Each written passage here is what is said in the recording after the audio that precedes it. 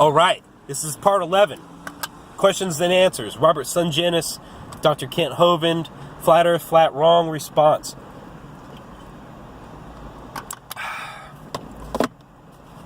Let's get back at it. I was answering Mr. What's his name? Exist, dissolve. Okay? Answering his questions. Okay? Let's see here. I answered the first part in the last video, and here I'm going to answer some more. Okay. The inspiring and preserving of the Hebrew scriptures prior to them ever being written or even codified in an oral form sure looks a lot like cultural and mythological transfer when comparing the literature of the Hebrews versus other ancient Near Eastern writings. If what you're saying is true, then one should put just as much literal stock in these previous writings as one puts in the Hebrew scriptures, or at least the mythos of the scriptures, since much of the structure and content was informed by these older writings. I can agree with that.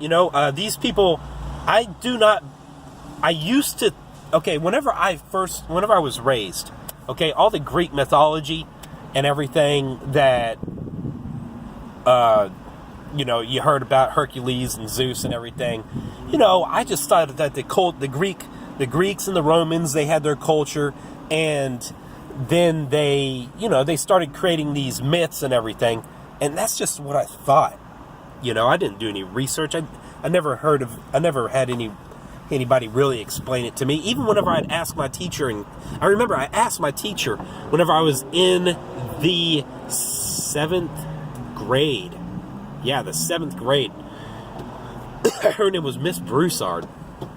She was a nice teacher. Anyways, okay, so I asked her, all the Greek and Roman myths and everything, that was like their comic books back then. That's what I was thinking. That was their comic books back then. That was their fictional content for the day. That's what I used to think. But nope. It turns out that these guys, what they were writing about, they were dead serious. They were trying to record history. And of course, maybe a lot of it was over-exaggerated. But was it really? I'm beginning to think probably not. I'm beginning to think no. So,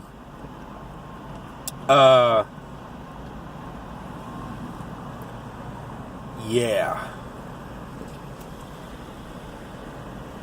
So I would actually agree with you. I would actually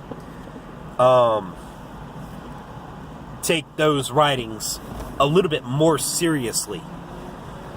I actually would.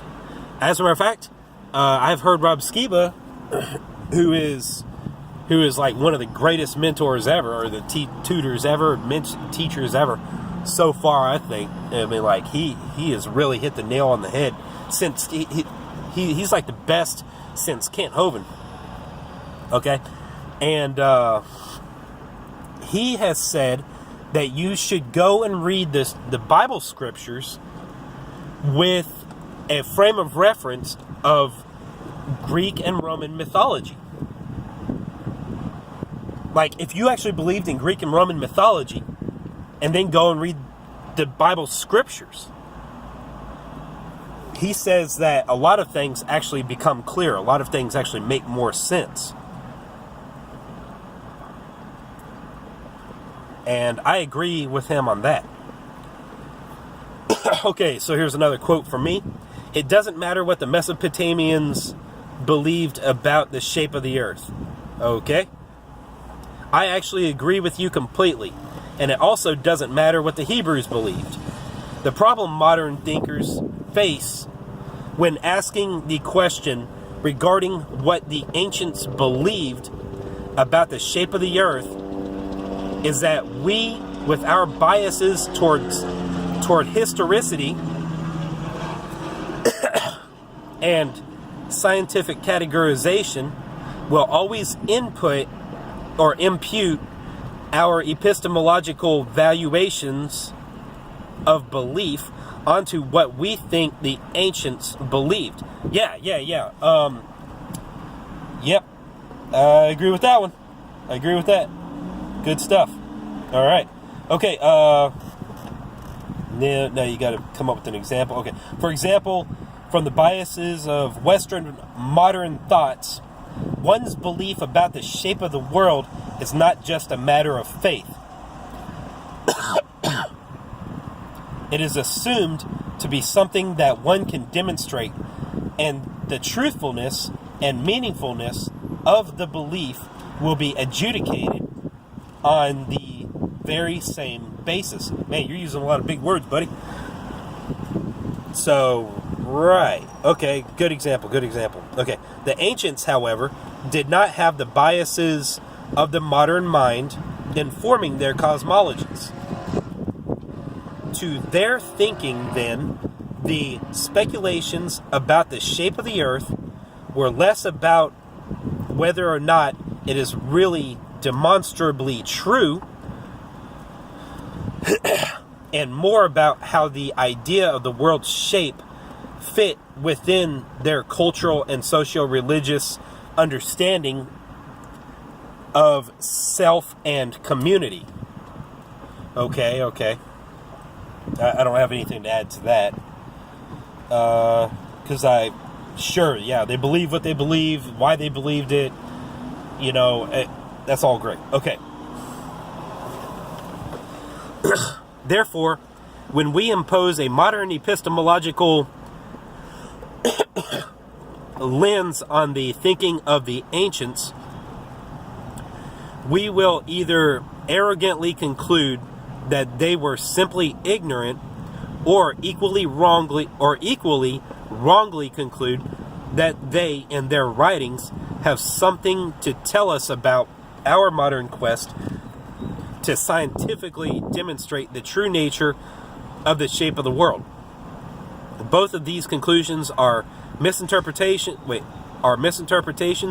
and misunderstandings of ancient thinking, and simply shows a lack of understanding about the topic.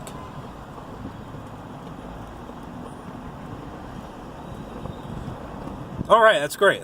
Good stuff, buddy. Yeah, I think that that is not entirely accurate, okay? Because I still believe that the Word of God was inspired, and we call it the Word of God for a reason. It came from God. He told us in the book of Genesis what He created. Okay? What we live in is definitely a construct. It's a construct. It's not something that evolved. It's not something that came about by chance. It's a construct. It didn't grow. Okay? It's something that was designed.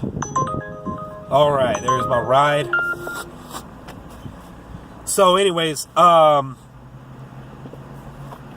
still gonna say that the ancients, they knew, because they had direct communications with God. They knew the truth. So they tried to pass it on to us, and back in the days of Copernicus, we perverted it. And then we created a huge space hoax to try to keep it a secret. So there it is. That's the end of this video. I'll be coming out with more. G-Man out.